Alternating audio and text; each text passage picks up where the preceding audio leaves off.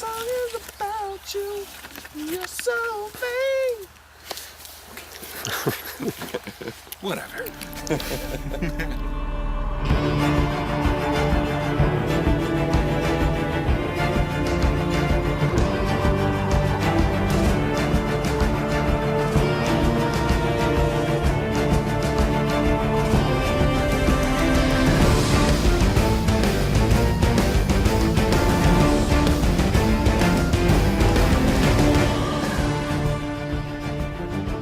We are at the Edgecote Moor, or I guess it's called Danes Moor, by a bridge which we actually have in the game. I think this is actually the bridge and the river we have in the game. This is really out in the country, so we had to do kind of some Scooby-Doo mystery van traversing through, through the spooky countryside. Our odyssey through England is coming to an end. While we have visited several historical places to help us get our game War of the Roses as accurate as possible, it's time for a real challenge: jousting in full plate armor.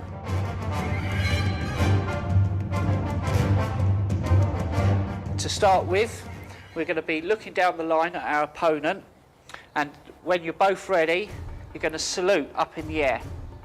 So just go for the salute, back down again, and then you're going to set off into canter, going in a straight line. So you set off into canter, left hand down holding the reins, couch under your arm, elbow tucked in, hand underneath, so you've got control of the lance.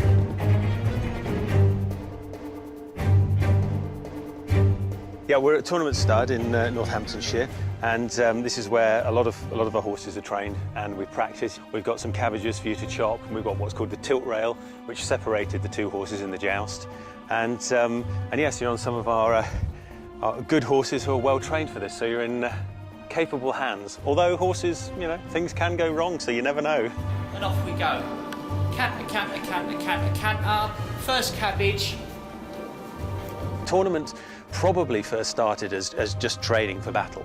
And then obviously people thought, hey, this is quite good fun. We can turn this into a game, we can formalise it. And as it went through time, it became more and more formalised. And then you had the situation where tournaments were a little bit like having a kind of a party, in that you would invite your wealthy friends.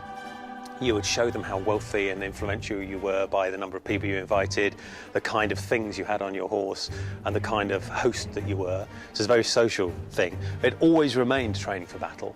And in the War of the Roses, we've obviously got people are doing tournaments in combat harness with a few modifications for the joust, but not much.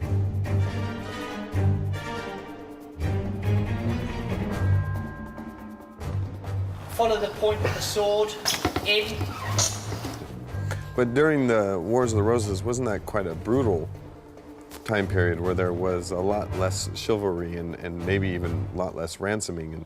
And from what we've read, a lot of lords, you know, they lost their life. If they got captured, it was, this is the end of the road. We're putting your head on a spike. Yeah, well, because it's a civil war, yeah, then kind of rules get changed. You know, the rules of chivalry are an ideal to aspire to, but I would imagine that when it comes down to it, they kind of get forgotten quite a lot of the time. And I imagine lots of letters were written and people were reminded of being chivalrous, but if somebody's dead, they're dead. But yes, you're right. I mean, Towton was just a massive massacre. If you run away, your army's done, because then it becomes thousands of individuals. If you stay cohesive, you've got a chance. But the stress of standing in a line, seeing all these well-trained, heavily armed, screaming, shouting people on big horses coming towards you, you have to be well-trained to stand that. You really do. So it must have been an awe-inspiring sight, absolutely awe-inspiring sight. Possibly the last one many people saw. How do you react to this? Yeah, I'm not sure. This is so awesome. One of the cool things, we didn't even plan this. The War of the Roses.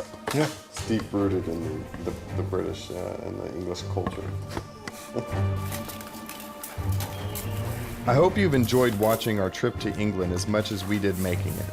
We look forward to seeing you on the battlefields of War of the Roses coming October 2012. That's one dead French fighting cabbage.